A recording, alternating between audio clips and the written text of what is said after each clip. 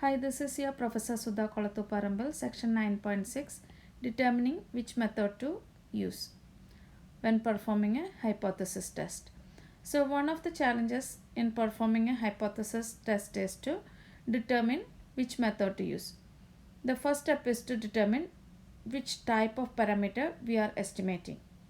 There are three types of parameter about which we have learned to perform the hypothesis test.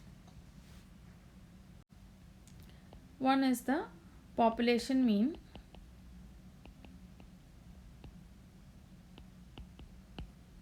other one is the population proportion, and the third one is population standard deviation or variance.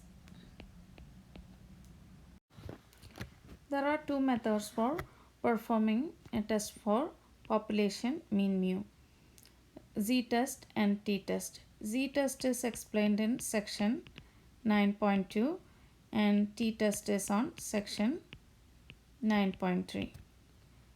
If sigma is known and if n is greater than 30 or the population is approximately normal, then use the z-test. If sigma is unknown and n is greater than 30 or the population is approximately normal, then use the t-test. So there are two tests for the population mean. If you want to perform the hypothesis test for population proportion, use the method described in section 9.4. If you want to perform a hypothesis test for the population standard deviation or variance, use the method described in section 9.5.